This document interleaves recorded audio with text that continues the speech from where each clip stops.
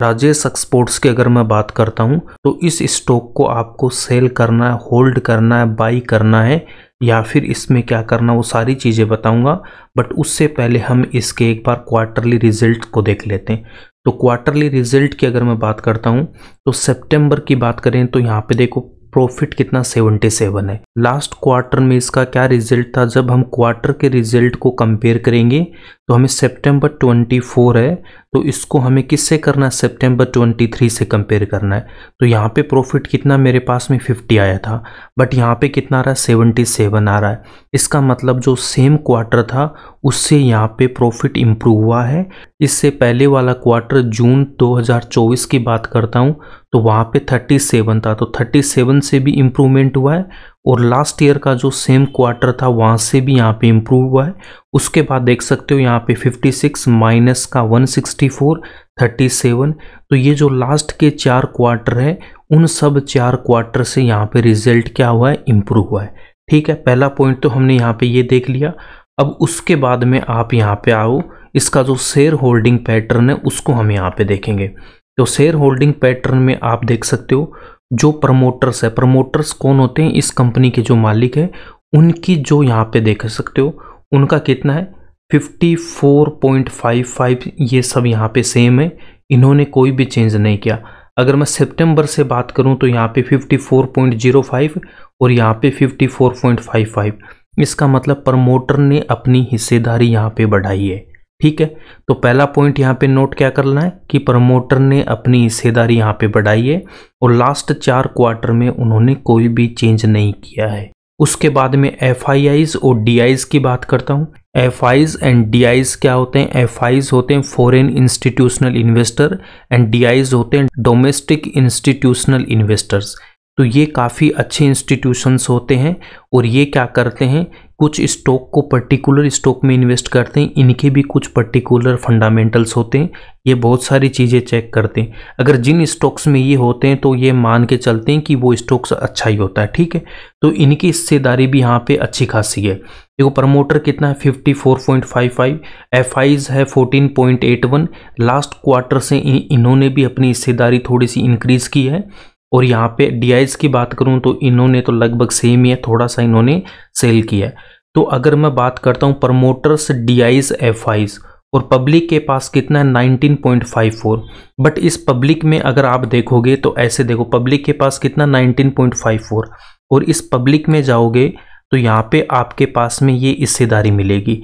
ये जो आपके पास में 4.81 है ये हिस्सेदारी, तो इनको हम क्या बोलते हैं, इनको हम बोलते हैं HNIs। HNIs क्या होते हैं, हाई नेट वर्थ इंडिविजुअल्स, जैसे राकेश झुंझुनवाला, राधाकृष्ण दमानी जी, उसके बाद में जो वॉरेन बफेट, ये जो इंडिविजुअल इन्वेस्टर्स होते हैं।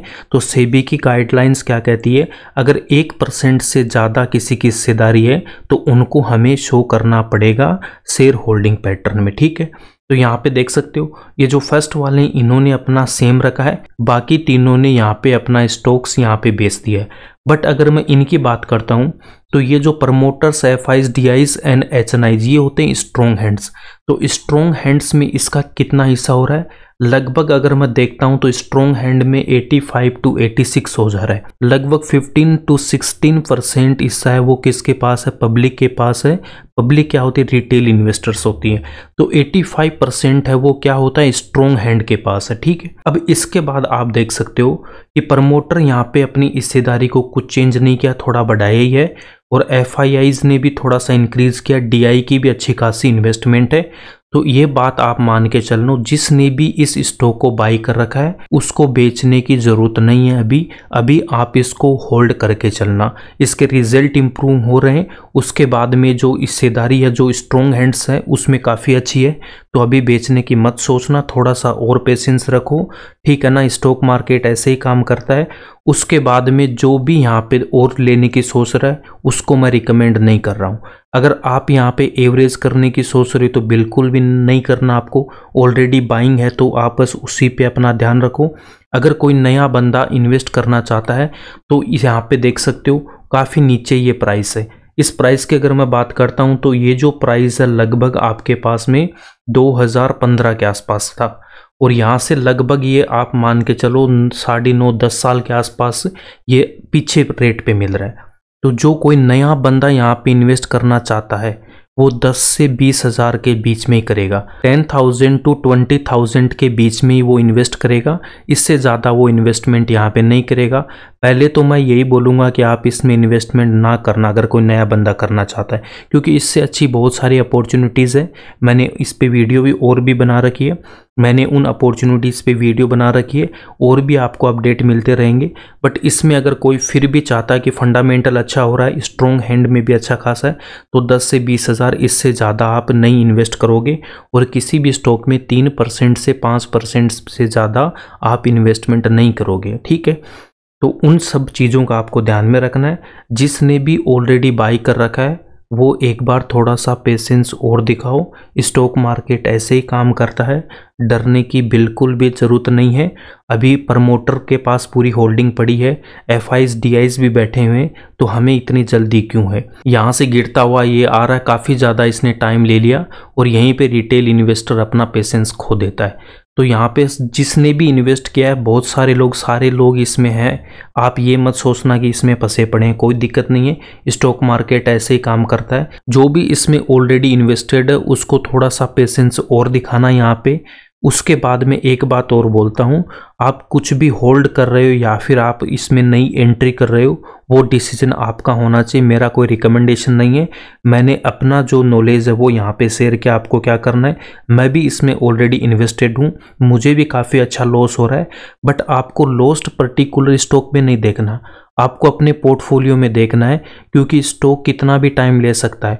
मार्केट में 2 चीज़ें आप ध्यान में रखना, एक तो उस स्टॉक का मोमेंटम क्या है, वो हमारे कंट्रोल में नहीं है कि हमारे बाई करने के बाद वो ऊपर जा रहा है या फिर वो नीचे आ रहा है। दूसरा चीज़ क्या है, होल्डिंग पीरियड हमारे पास में नहीं है। होल्डिंग पीरियड का मतलब है कि वो कितने टाइम के बाद टारगेट को हिट करेगा, ठीक है।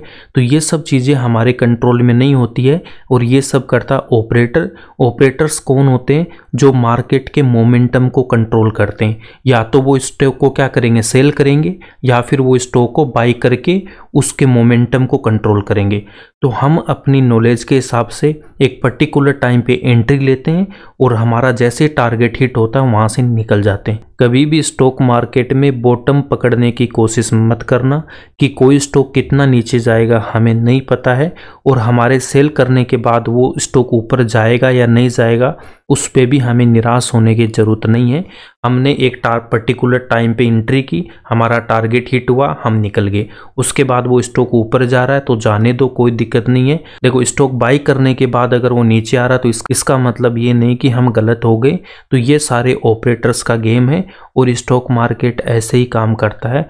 इसीलिए कहता हूँ कि अपने पोर्टफोलियो का 3% ही किसी स्टॉक में इन्वेस्ट करना, और कोई ज़्यादा अच्छा आपको स्टॉक लग रहा है तो उसमें 5% कर सकते हो। 3 से 5% से ज़्यादा किसी भी इंडिविजुअल स्टॉक में आपको इन्वेस्टमेंट नहीं करना है। और इन्वेस्टमेंट आप ये मान के चलना कि 2 से 3 साल के लिए आपका मिनिमम होना चाहिए। किसी भी स्टॉक को एक साइकिल कंप्लीट करने में मिनिमम उसको 2 से 3 साल लग जाते हैं आराम से। तो 3 साल के टाइम के हिसाब से इन्वेस्टमेंट करना है। ये नहीं कि मैं आज इन्वेस्टमेंट किया तो अगले वीक मुझे प्रॉफिट चाहिए।